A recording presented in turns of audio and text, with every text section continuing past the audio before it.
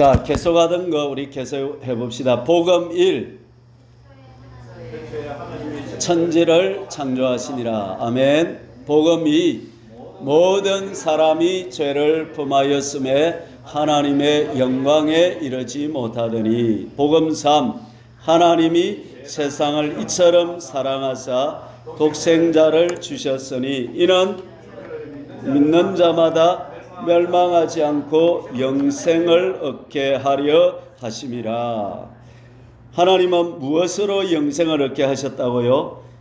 믿음으로 영생을 얻는 길을 주셨습니다. 복음사 영접하는 자, 곧 그 이름을 믿는 자들에게는 하나님의 자녀가 되는 권세를 주셨다. 복음 5. 그러나 진리의 성령이 오시면 그가 너희를 모든 진리 가운데로 인도하신다. 아멘. 자, 우리 한국이 1위인 것들이 많이 있습니다. 뭐가 있는지 아십니까?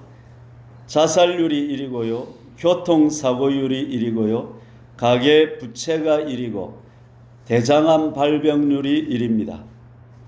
그런데 이런 문제들보다 진짜 큰 문제가 하나 있는데 그것은 애를 안 낳는 것입니다. 작년에 우리 출산율이 0.65명입니다. 전 세계에서 특출하게 높은 것입니다. 애를 안 낳으면 우리 경제가 발전할 수 없고 나라가 제대로 돌아갈 수가 없습니다. 그런데 그 애를 안 낳는 것도 큰 문제지만 진짜 큰 문제가 있는데 그것이 어떤 문제이죠? 죄의 문제입니다. 예. 아기를 안 낳는 것도 문제의 근본 원인은 죄에 있다. 이 엄란한 사회에 대한 하나님의 벌, 징벌이 바로 출산율 저하로 나타난 것이다. 이렇게 볼 수가 있습니다. 죄는 지구의 중력과 같습니다. 우리가 이 지구상에 살아가면 다 중력의 지배를 받고 있습니다. 내가 아무리 하늘에 올라가고 싶어도 올라가질 수가 없습니다. 왜? 중력의 지배하에 있기 때문입니다. 그러나 비행기를 타면 중력을 넘어서 올라갈 수가 있죠. 예, 이 죄를 이기려고 하면 바로 죄에 대한 문제를 해결해야 되는데 그것이 비행기 타는 것처럼 특별한 해결책이 있다는 사실인 것입니다. 클린턴 대통령이 이런 말을 했죠. 바보야, 문제는 경제야 그랬는데 저도 한마디 한다면 바보야, 문제는 죄야. 같이 한번 해볼까요? 시작. 바보야, 문제는 죄야. 문제가 뭐란 말입니까? 죄가 문제란 말이에요. 왜? 하나님은 죄를 가장 큰 문제로 보기 때문에 그렇습니다. 우리가 생각하는 죄에 대한 그 끔찍함하고 하나님이 생각하는 끔찍함은 아마 몇십 배, 몇백 배 더 크게 차이가 날 것입니다. 복음인 이유는 이 죄의 문제를 해결했기 때문에 그렇습니다. 예수님의 보혈로 말미암아 온 세 가지 은혜가 뭐라고 했죠? 사죄, 칭의, 화친. 지지난 주입니까? 화친에 대해서 생각했고 또 지난주에는 칭의에 대해서 생각했고 오늘은 사죄, 죄를 용서하는 문제에 대해서 한번 생각해 보기를 원합니다. 자, 오늘 에베소서 1장 7절의 말씀을 우리 한번 더 읽어봅시다. 같이 읽습니다. 우리는 그리스도 안에서 그의 은혜의 풍성함을 따라 그의 피로 말미암아 속량 곧 죄사함을 받았느니라 그랬습니다. 자, 하반절 끝부분을 한 번 더 보시면 그의 피로 말미암아 속량 곧 죄사함을 받았다 그렇게 말했습니다. 자, 여기서 우리가 기억하는 단어, 특별한 단어가 하나 나오는데 그것이 무엇이죠? 예, 속량이라는 단어. 한번 따라해 보실까요? 속량. 우리 이제 우리나라 사회에서는 잘 안 쓰는 단어인데 우리 성경으로 볼 때는 굉장히 중요한 문제인데 비슷한 단어가 성경에는 4개가 있습니다. 속죄, 속량, 세 번째 구속, 네 번째 배소, 이런 단어가 있습니다. 다 같은 말인데 조금씩 강조점이 다릅니다. 한번 읽어봅시다. 속죄, 속량, 구속, 배소. 공통점이 뭡니까? 속자가 들어가는 게 공통점이죠. 자, 속죄라는 단어는 종교적인 용어고 속량이라는 단어는 법률상의 용어입니다. 속죄라는 것은 뭐냐면 대가를 내고 죄에서 벗어나는 것을 말합니다. 제가 한 말을 여러분이 한번 해보시죠. 속죄란 대가를 내고 죄에서 벗어나는 것이다. 시작. 대가를 내고 죄에서 벗어나는 것이다. 그래서 속죄하신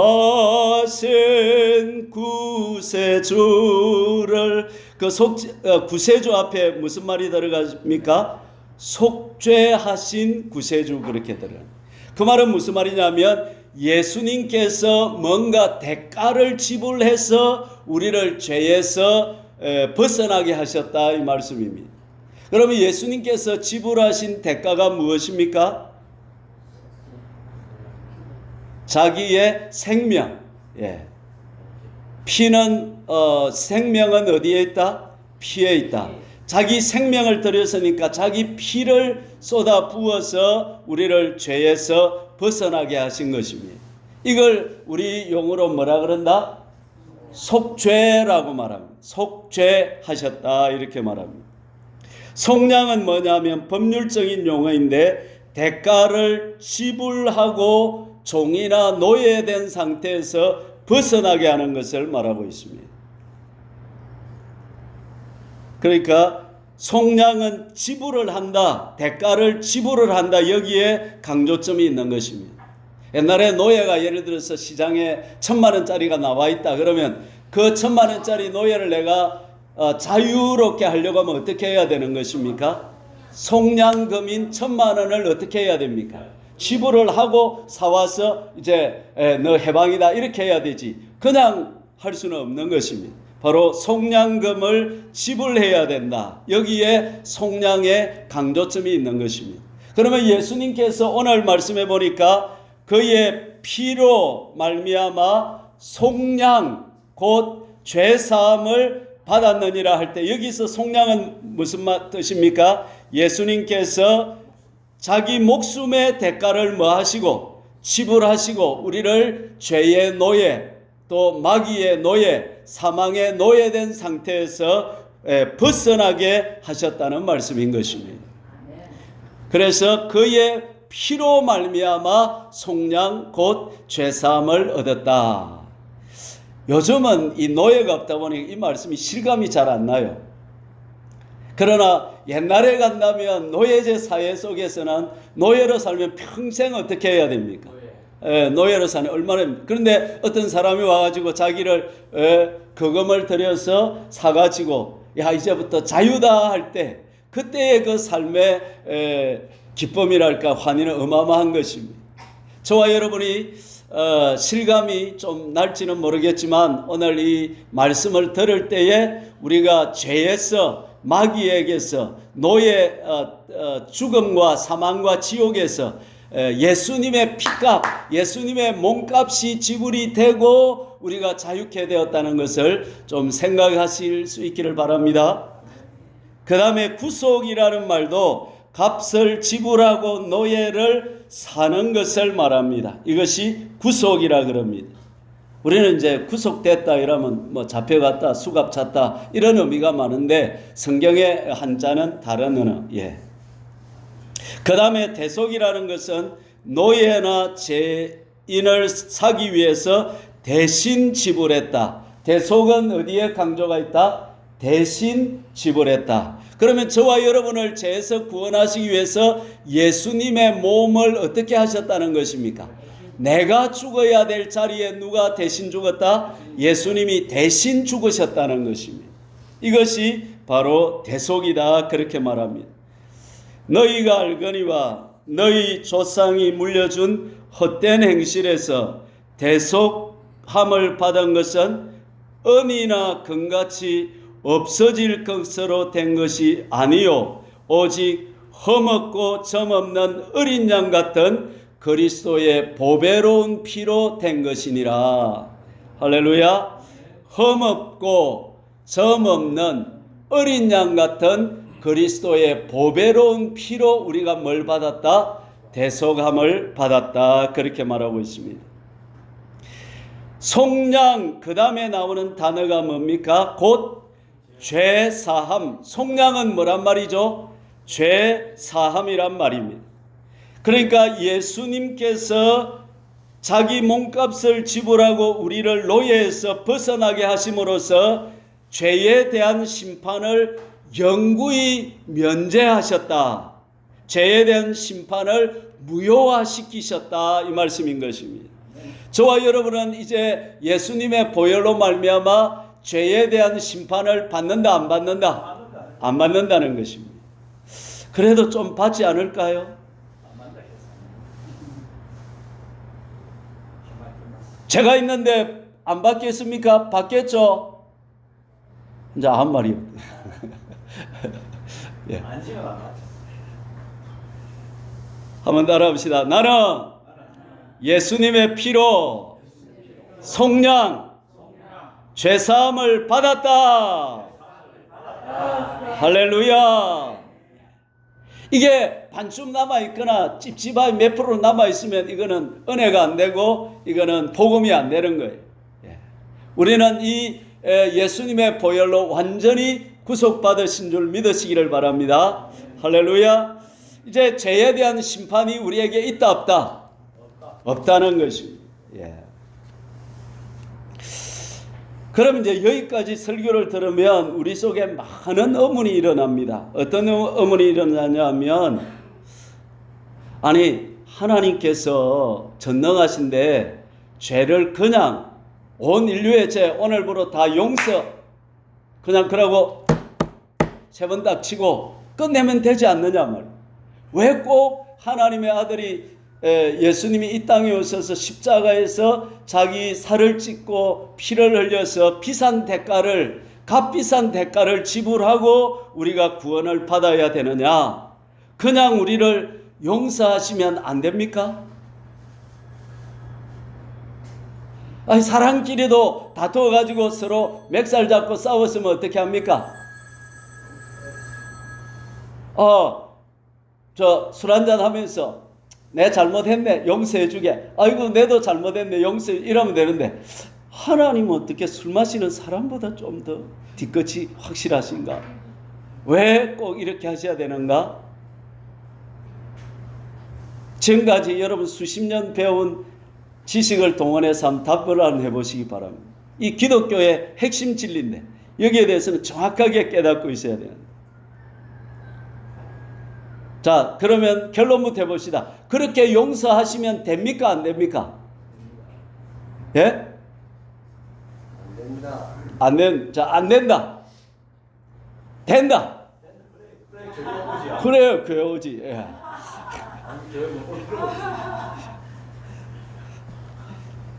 답은 안 됩니다. 안 되기 때문에 십자가에 돌아가신 거예요. 왜 그러냐면 하나님은 공의의 하나님이십니다.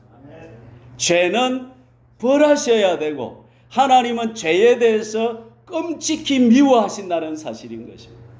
하나님은 다른 거 문제 안 삼습니다. 좀 인물이 좀 못생겼다 그런 것도 문제 안 삼으시고, 뭐 키가 작다 그런 것도 문제 안 삼으시고, 말 못 배웠다 이런 것도 문제 안 삼으십니다. 하나님은 거룩하신 하나님이기 때문에, 공의로우신 하나님이기 때문에 하나님이 유일하게 문제 삼는 것은 이 죄를 문제 삼으신다는 것입니다. 우리가 하나님 계신 천국에 갈 수 없는 이유가 뭐냐면 하나님, 우리 인생의 목적은 하나님과 하나가 되게 하기 위해서 만드셨는데 사람이 하나님과 하나 되지 못하는 유일한 이유는 죄가 있기 때문에 우리는 죄를 가지고는 하나님과 절대로 하나가 될 수 없다는 사실인 것입니다. 그러면 하나님은 사랑이라고 했잖아요. 그 사랑을 가지고 용서를 딱 해주고 그 다음에 공의를 만족시켜서 하나 되게 하면 안 됩니까? 안 된다는 거예요. 왜? 그 하나님의 사랑은 따라합니다. 거룩하신 사랑이다. 거룩이 있으신 사랑이라는 것입니다. 그러니까 죄를 용납해주고 죄를 받아주면서까지 사랑은 안 된다는 사실인 것이죠. 예. 그래서 사랑하시지만 공의가 있으시고 또 사랑 안에는 거룩하심이 있기 때문에 그 문제를 십자가에서 자기의 죽음으로 하나님의 죽음으로 이 죄의 문제를 하나님은 해결하셨다는 사실인 것입니다. 할렐루야. 조금 더 쉽게 이야기를 해볼게요. 어느 나라에 왕이 있었는데 이 왕의 아들 독자 아들이 있었는데 이 아들이 좀 개차바이라 그래가지고 나가서 막 해작질을 많이 하고 다녀요. 어느 날 이 아들이 뭐 죄를 크게 지어가지고 그래가지고 온 나라에 다 알려져 버렸어요. 그래서 판사가 곤장 100대를 때려야 되는 것입니다. 왕은 곤장 100대를 용서해 줄 수 있나요? 없나요? 그래서 곤장 100대 용서하면 될까요? 안 될까요? 체면도 무섭지만 이 나라의 법이 섭니까? 안 섭니까? 그럼 다 아들같이 죄를 지은 사람이 내도 용서해 주이소 왕님 이러면 너 안 돼 이러면 왕이 차별하네 이래 되면 이 나라가 법이 안 되는 거예요. 법이. 그래서 이 아버지가 어떻게 합니까? 그렇죠. 아버지가 왕복을 벗고 궁디를 딱 털에 올려가지고 아들이 100대 맞으면 죽을 것 같으니까 대신 누가 맞습니까? 아버지가 맞아서 해결하는 것입니다. 그러면 사랑도 충족이 되고 공의도 충족이 되고 왕의 거룩한 사랑도 이루어지게 되는 것입니다. 할렐루야. 이것이 바로 예수님의 대속의 은혜라고 하는 말씀인 것입니다. 자, 여기서 우리가 복음에 조금 더 근접하기 위해서 우리가 조금 더 생각해 봐야 될 게 뭐냐면 죄의 심각성인 것입니다. 따라합시다. 죄는 억수로 심각하다. 여러분, 죄라고 하는 것이 뭡니까? 그렇죠? 죄는 법을 어긴 것입니다. 그러면 물어봅시다. 법이라는 것이 뭡니까? 법은 누가 만들었습니까? 우리가 만든 법도 있지만 하나님은 이 세상을 창조하실 때에 하나님의 법을 만드셨다는 사실인 것입니다. 우리 눈에 안 보이지만 이 땅에 있는 헌법이나 국가법은 그 하나님의 법의 모형이다. 나타난 부분이다. 이렇게 볼 수가 있는 것입니다. 그래서 불신앙의 사람들도 중국 사람들도 권, 선, 징, 악 이런 말도 하고 순천자는 흥하고 역천자는 망한다 이런 말을 한 것입니다. 왜? 하늘과 순응하는 자는 뭐하게 되고 흥하게 되고 하늘을 거스르는 자는 뭐하게 된다? 망하게 된다. 그런 말을 한 것입니다. 중요한 사실은 오늘 말씀 진짜 중요한 사실은 따라해 봅시다. 법은 하나님을 나타낸다. 그러니까 법은 하나님하고 상관없는 것이 아니고 하나님이 이 세상을 운영하는 법을 만든 것은 하나님을 나타내는데 하나님의 성품을 나타내는 것이 법이라는 사실인 것입니다. 만약에 하나님께서 죄인들 오늘부로 다 용서 이렇게 하면 뭐가 문제가 되냐면 하나님은 하나님 자신의 성품을 거스르는 것이 되어버리는 것입니다. 그러면 하나님은 존재 자체가 없는 것이 되어버리는 것입니다. 그래서 하나님은 법을 없앨 수 있다, 못 없앤다? 하나님이 계시는 한 하나님의 법은 절대로 없어지지 않는다는 사실인 것입니다. 저와 여러분이 대속의 은혜를 받아서 예수님을 믿어도 우리는 법을 지켜야 됩니까? 안 지켜야 됩니까? 그렇죠, 그렇죠. 그래서 새 언약에 새 영을 주고 새 마음을 주는데, 그래서 너희로 하여금 내 법을 행하게 하기 위해서 그렇게 하신다고 말씀한 것입니다. 그래서 예수님은 오셔서 내가 온 것은 내가 율법을 폐하러 온 것이 아니다, 율법을 온전하게 보여주기 위해서 왔다, 그렇게 말씀하신 것입니다. 그러면 내가 법을 어긴다, 이 말은 무슨 말이냐면 하나님의 기준을 내가 받아들이지 않겠다는 것입니다. 나는 하나님의 그 성품을 내가 부인한다는 것입니다. 그래서 내가 기준을 가지고 내가 하나님이 되어서 내 기준을 따라서 내가 살겠다, 이 선포가 뭐가 되느냐면 내가 죄를 짓는 것이 되는 것입니다. 그래서 이것은, 우리가 죄를 짓는 것은 하나님에 대한 거역이요 하나님에 대한 반역이 되는 것입니다. 자, 하나님과 하나님의 나라의 반역이 되는 저와 여러분들을 그냥 용서하신다? 이것은 하나님 나라 자체가 무너지는 사건이 되는 것입니다. 자, 여러분 생각해 봅시다. 여러분 너무 이야기를 생각해, 여러분이 우리야라고 한번 생각해 봅시다. 그런데 다윗이라는 놈이 와가지고 내 마누라를 뺏어가가지고 그 못된 짓을 했습니다. 그러다가 나를 또 어떻게 했어요? 요압에게 시켜가지고 성 앞에 서가지고 거기서 죽게 했습니다. 그런데 이것을 하나님이 뭐든지 무효 이렇게 말해버리면 우리의 입장에서는 하나님을 인정하겠습니까? 안 하겠습니까? 하나님에 대해서 오만 욕을 다 할 것입니다. 그렇죠? 그 욕은 정당한 것입니다. 그래서 여러분, 죄라고 하는 것은 절대로 없어질 수도 없는 것이고, 죄라고 하는 것은 하나님 나라의 심각한 문제가 된다는 사실인 것입니다.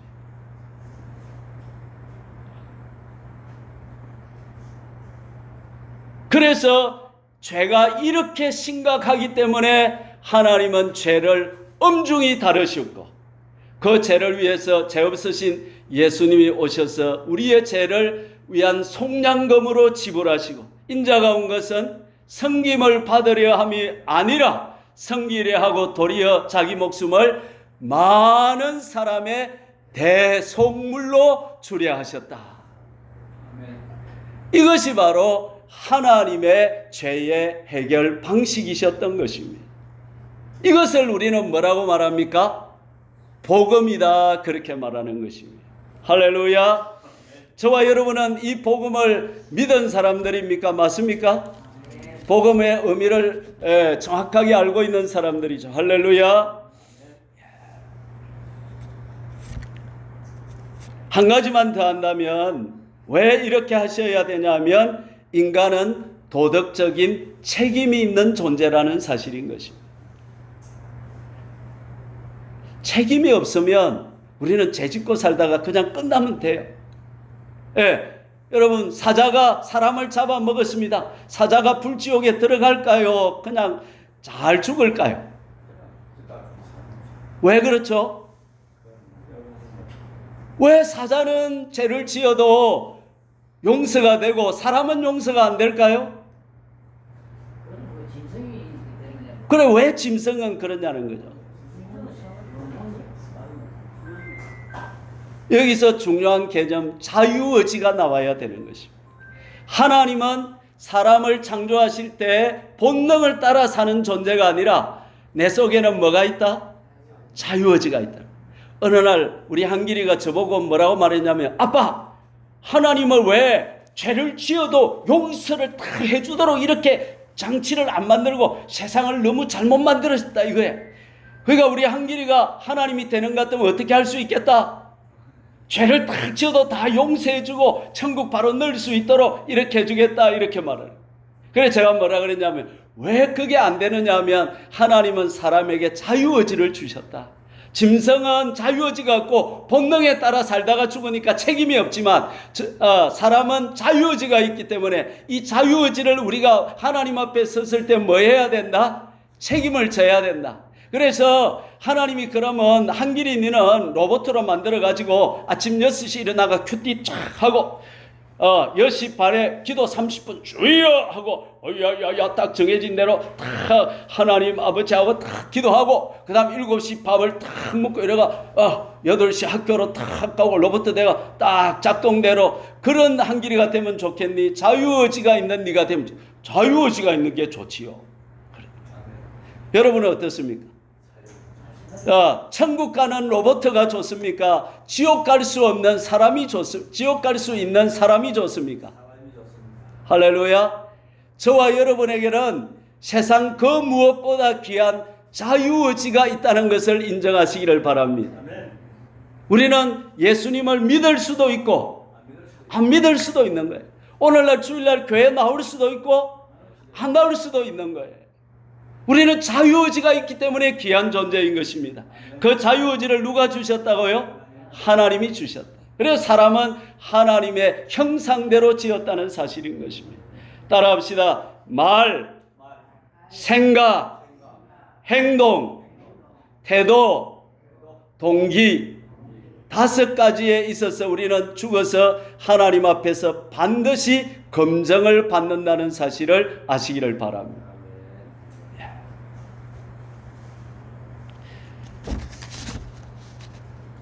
하나님께서 우리의 죄를 용서하신 근거가 무엇입니까? 그의 아들의 피, 속량 곧 죄사함으로 말미암아 그랬습니다. 왜 그냥 용서가 안 됩니까? 하나님의 공의 때문에, 하나님의 거룩한 사랑 때문에. 그래서 자기 희생으로 이 대속의 은혜를 이루셨다는 사실인 것입니다. 여러분, 이 가치가 얼마짜리 될까요? 어느 정도 가치가 이 대속의 은혜에 있을까요? 이 가치는 수치로 바꿀 수 없고 또 돈으로 환산할 수 없는 가치인 것입니다. 왜? 하나님의 사랑이 들어있기 때문에 그렇습니다. 엄마 아빠의 사랑을 자식이 뭘로 환산할 수가 있겠습니까? 어떻게 가치를 셈할 수가 있겠습니까? 마찬가지로 하나님의 사랑은 그 가치를 청량할 수 없다는 사실인 것입니다. 두 번째, 자 오늘 말씀 한번 더 읽어봅니다. 에베소서 1장 7절 우리는 그리스도 안에서 그 다음 그의 은혜의 풍성함을 따라 그의 피로 말미암아 속량 곧 죄사함을 받았느니라. 자 그럼 두 번째는 제가 질문할 테니까 답을 한 본문에서 답을 찾아보십시오. 예수님의 보혈이 흘려지신 이유가 본문에서는 뭐라고 말씀하고 있습니까? 그렇죠. 그의 은혜의 풍성함을 따라 예수님이 대속하셨다라고 말합니다. 그 부분만 한번 더 읽어봅시다. 그의 은혜의 풍성함을 따라. 여러분 물어봅시다. 예수님이 십자가에 죽으셔야 할 의무가 있습니까? 없습니까? 예수님이 십자가에 죽으셔야 할 예수님에게 문제가 있었습니까? 없었습니까? 없었습니다. 그러면 예수님은 왜 십자가를 지셨습니까? 오늘 본문은 뭐라고 말씀하고 있습니까? 그의 은혜 때문이다 그렇게 말하고 있습니다. 따라합니다. 예수님은 은혜의 하나님이시다. 우리의 힘과 우리의 실력으로 우리의 죄 문제를 우리가 해결할 수 있었다 못한다? 못했다는 것입니다. 우리는 죄의 해결에 무능하다는 사실인 것입니다. 저는 여러분 여기에 도전을 한번 해본 사람입니다. 한 12년 전에 제가 마산에서 하나님과 친밀해지려고 하면 진리의 말씀 붙잡고 순종하면 된다. 그 다음에 영감이 오면 하나님과 연합된다. 그래서 제가 계명대로 순종하기로 도전을 했습니다. 그래서 한 10년을 계명대로 사는데 내가 힘을 쏟았습니다. 전에도 말씀드렸지만 제가 우리 장인어른을 7개월 동안 똥오줌을 받아내고 모신 사람입니다. 아무도 안 놀라시네요. 여러분 그렇게 해보셨어요? 하실 수 있겠어요? 나는 해봤습니다. 그런데 어느 날 내가 산에 가만히 앉아있는데 생각해 보니까 내가 깨달은 게 뭐냐면 나는 본질이 죄인이라는 사실을 깨달았습니다. 내 노력으로는 아무리 노력해도 이 죄를 씻을 수가 없다는 사실을 깨달은 것입니다. 내가 마귀다는 사실을 깨달았어요. 그럼 또 어디 가서 김 목사 마귀다 사지 마십시오. 내 속이 마귀들하는 거예요. 왜? 나로서는 이 마귀의 성향이 올라오는 걸 막을 수가 없더라는 사실인 것입니다. 그때 제가 깨달았습니다. 이거는 구원의 길이 아니구나. 자력으로는 도저히 우리는 하나님의 은혜를 입을 길이 있다 없다? 없다는 것을 깨달았습니다. 하나님은 그걸 아시고는 자기 아들을 이 땅에 보내어서 그 아들의 십자가의 죽음으로 우리를 대신 죽이심으로 대속의 은혜로 죄에서 자유할 수 있는 길을 열어주셨다는 사실인 것입니다. 그러면 은혜라고 하는 것이 무엇입니까? 은혜는 값없이 공짜로 거저 주시는 것입니다. 여러분 이 세상에도 좋은 것은 전부 공짜입니다. 값비싼 것은 전부 공짜입니다. 여러분 세상에서 우리가 생존에 제일 필요한 것이 뭘까요? 공기입니다. 공기를 만약에 1분에 1,000원씩만 받아도 우리 아무도 못 살 거예요. 근데 하나님이 그걸 저와 여러분 공짜로 주신 줄로 믿습니다. 아멘. 우리가 수도료 지불하는 것은 물값이 아니고 사실 수도 관리비를 지불하는 거죠. 예. 할렐루야. 태양빛을 우리가 돈을 내고 받습니까? 전부 다 하나님 은혜인 줄로 믿습니다. 아멘. 그러면 질문 들어갑니다. 하나님께서 은혜를 베풀어 주신 이유가 뭐냐는 것입니다. 하나님이 무엇 때문에 우리에게 은혜를 베풀어 주셨습니까? 그렇죠. 사랑 때문입니다. 그러면 사랑이란 무엇일까요? 사랑이란 무엇일까요? 따라합시다. 상대방의 구원을 위해서 자신을 내어주는 것이다. 사랑은 자기를 뭐하는 거다? 내주는 거다. 시간을 내주고 마음을 내주고 물질을 내주고 자기의 노력을 내주는 게 사랑이라는 것입니다. 할렐루야. 하나님께서 남자들에게는 아내를 뭐하라고 했습니까? 목숨 바쳐서 사랑하라고 했습니다. 그래서 남편은 돈을 버는데 누구를 위해서 버는 거죠? 할렐루야. 아내를 위해서 버는 것입니다. 아내를 행복하게 해주기 위해서 버는 줄 믿으시기를 바랍니다. 자, 그래서 예수님은 그 사랑 때문에 아버지의 뜻에 순종하셔서 이 땅에 오셔서 십자가에 피 흘려 돌아가신 것입니다. 인간의 죄악은 하나님의 아들을 십자가에 못 박을 만큼 크고 흉악한 것이지만 하나님의 사랑은 인간의 죄악보다 커서 그 죄를 제거하시려고 자기의 아들을 내어주시기까지 하신 것입니다. 자, 이제 마지막 셋째 대지로 들어갑시다. 오늘 본문의 말씀을 한번 더 읽어봅시다. 우리는 그리스도 안에서 그의 은혜의 풍성함을 따라 그의 피로 말미암아 속량 곧 죄사함을 받았느니라. 그런데 그 속량의 은혜를 받을 수 있는 조건이 하나 나오고 있습니다. 이 조건에 들어가야만이 그 속량의 은혜를 입을 수가 있습니다. 아무나 받는 것이 아닙니다. 자, 본문에서 제시하는 조건이 무엇입니까? 그렇죠. 남은 단어만 찾으면 되잖아요. 뭡니까? 따라합시다. 그리스도 안에서. 따라합시다. 그리스도 안에서. 그리스도 안에서. 조건, 유일한 조건이 무엇이라고요? 그리스도 안에서. 그리스도 안에서라고 하는 말이 우리 기독교에서 제일 중요한 말입니다. 여러분, 앞으로 여러분 혹시나 치매 안 걸려야 될 치매 걸리도 절대로 까먹지 말아야 될 말은 그리스도 안에서라고 하는 말씀입니다. 그리스도 안에서라고 하는 말은 예수님과 내가 연합이 되었다는 말씀입니다. 결혼을 하면 남편은 아내 안으로 들어가고 아내는 남편 안으로 들어가는 것입니다. 이게 결혼의 신비, 한 몸이 되는 신비입니다. 육체적으로는 니고 내지만은 영적으로는 하나님 보실 때는 이제 남편과 아내는 어떻게 되는 것입니까? 하나로 연합이 된 것입니다. 마찬가지로 내가 예수님을 믿겠습니다. 예수님이 나의 죄 때문에 십자가에 피 흘려 죽은 것은 나를 대신하는 죽음입니다. 나는 그것을 인정하고 신뢰합니다. 내가 믿겠습니다 하고 내가 입술로 고백하기 하면 나는 예수님 안으로 들어가고 예수님은 내 안으로 들어오는 것을 믿으시기를 바랍니다. 이게 영적으로 일어난 인류의 가장 위대한 사건이라는 말씀인 것입니다. 할렐루야. 이것은 신비적인 것입니다.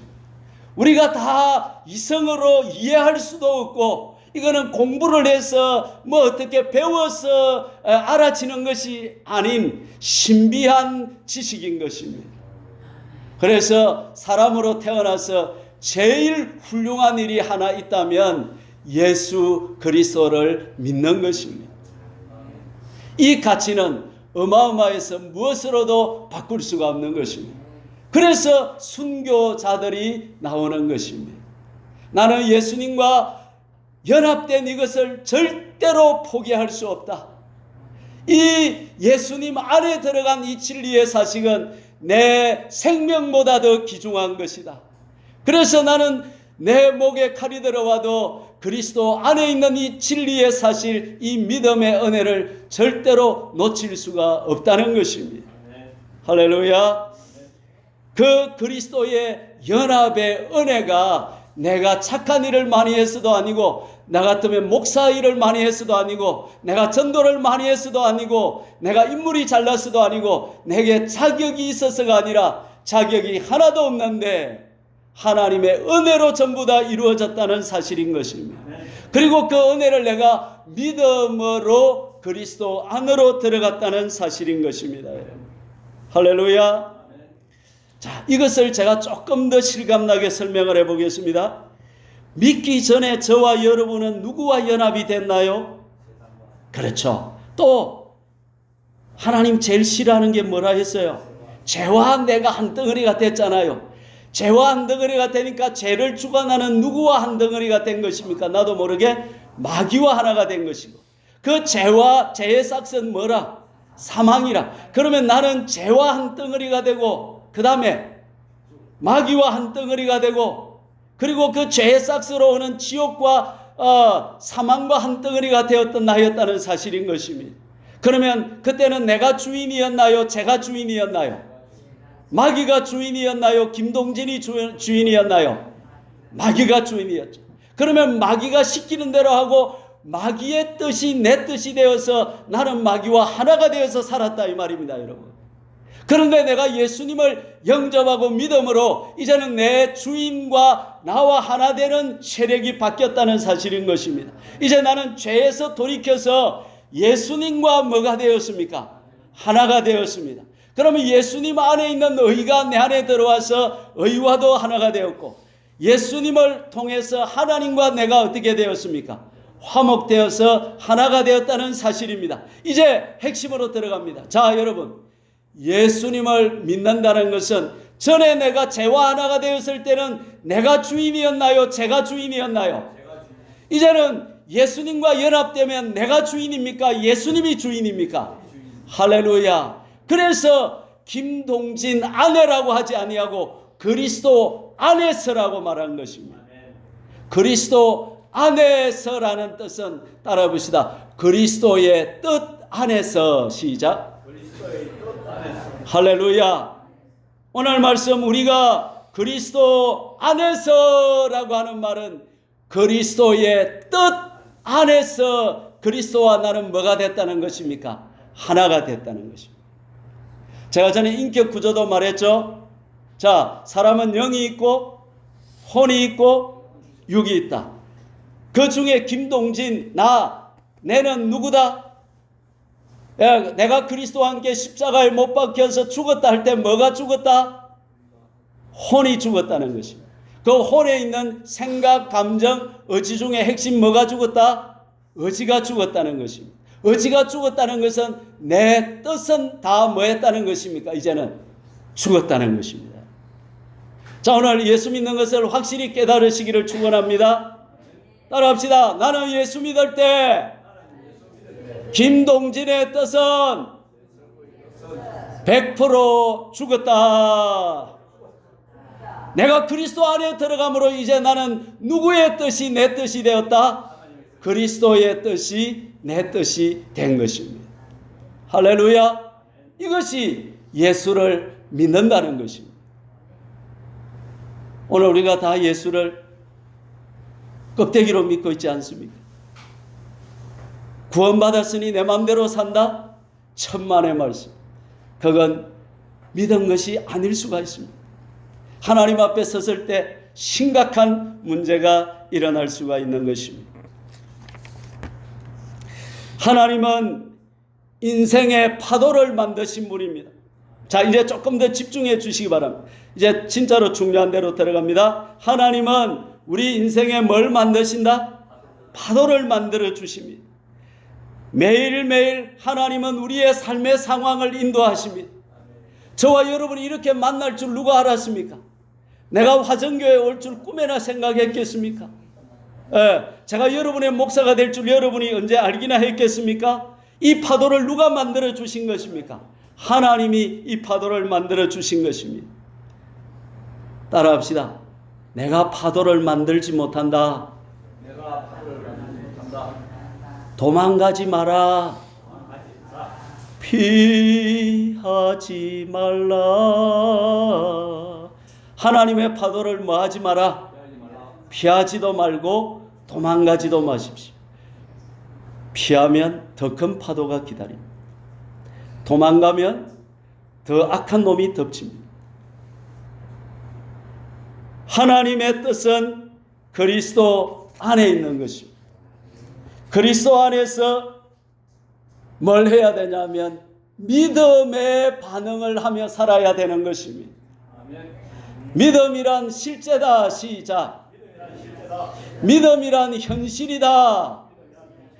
믿음이란 삶의 파도에 대한 반응이다. 아브라함이 본토 친척 아비집을 떠나 내가 네게 지시할 땅으로 가라 하는 하나님의 파도 앞에 어떻게 반응했습니까? 순종했습니다. 그래서 믿음의 시작을 했습니다. 근데 하나님께서 네 몸에서 날짜 아들을 주겠는데 그 아들이 하늘의 별처럼 많을 것이고 바다의 모래처럼 많게 해주겠다 했습니다. 아유, 하나님 아들 하나도 없는데 하나님 허풍도 쎄시오. 아니야. 10년을 기다리도 안 오니까 그 앞에서 아브라함이 믿음의 반응을 했어야 되는데 어떤 반응을 했습니까? 불신앙의 반응을 했습니다. 사람은요, 믿음에 반대되는 제일 큰 세 가지를 기억하셔야 됩니다. 첫째, 따라합시다. 내 마음대로. 두 번째, 내 기분대로. 세 번째, 내 습관대로. 이걸 죽이지 못한 사람은 예수님을 믿는 것이 아닌 것입니다. 아브라함은 이걸 죽였습니까? 못 죽였습니까? 못 죽였습니다. 그래서 첩을 통해서 그만 아들을 낳아버렸습니다. 이스마엘입니다. 하나님이 그 아들을 인정해 줍니까? 안 해줍니까? 하나님이 마음이 상하셔서 13년을 아브라함과 나타나지를 않았습니다. 따라합시다. 하나님은 뒤끝이 확실하시다. 아멘. 하나님을 몰랑몰랑하게 보면 안 됩니다. 아멘.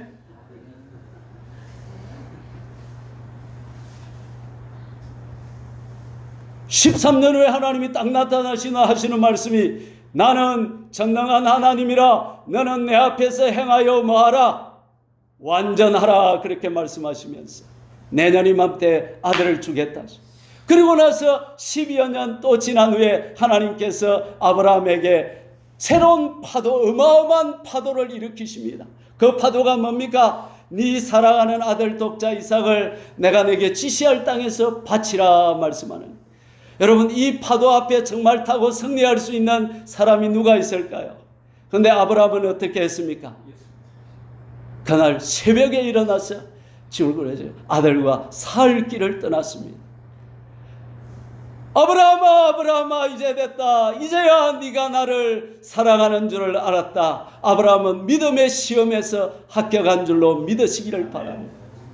사랑하는 화정교회 여러분, 우리도 하나님의 이 파도를 오늘부터 잘 한번 타봅시다. 주어진 상황 앞에서 세 가지는 반드시 끊어내야 됩니다. 내 마음대로 하지 마시고, 그 다음에 내 기분대로 하지 마시고, 세 번째 습관대로 하지 마시기를 바랍니다. 하나님의 파도를 탈 수 있기를 바랍니다. 할렐루야. 멋진 예화를 하나 들고 끝을 내겠습니다. 김양재 목사님의 시집살이와 시목구원입니다. 주어진 상황, 고된 시집살이. 일과 새벽 4시 반에서 8시까지, 오후 2시에서 식사 전까지 집안 청소 시집살이. 식모가 2명 있었는데 식모 2명 합쳐서 시어머니, 며느리, 식모 2명, 4명 합쳐서 5개의 걸레로 하루 종일 청소를 하다. 시모는 걸레에 물기가 많거나 적거나 더러우면 집어 던져버리고 다시 하라고 야단입니다. 내 마음 내 기분 속으로 김양재는 시집살이 하면서 생각합니다. 마음속으로 이렇게 생각합니다. 내가 무서워서 피하나, 더러워서 피한다. 그러면서 견뎌냈습니다.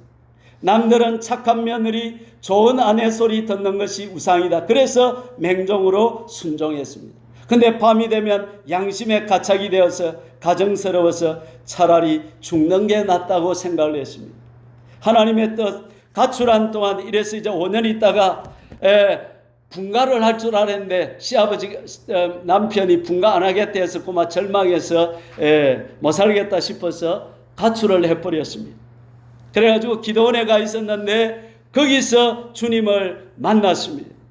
하나님이 말씀하십니다. 야야, 시어머니의 구원을 네가 이루어야 되지 않겠느냐. 시어머니에 대한 구원에 대한 애통하는 마음을 주어서 마음에 하나님의 마음이 그 속에 들어왔습니다.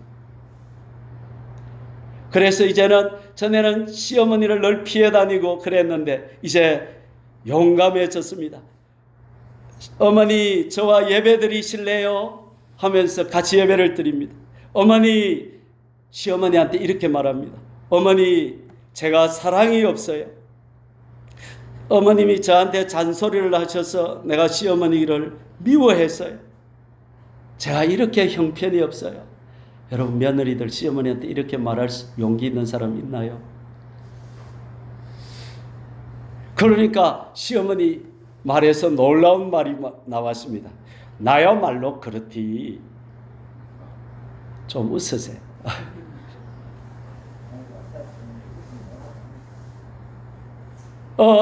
또 시어머니한테 뭐라고 말하냐면, 아니 어머니, 아범이 교회도 안 나오고 그러는데 어머니는 왜 기도를 안 하세요? 기도 좀 하세요. 이러니까, 아이 나 기도할 줄 모른대요.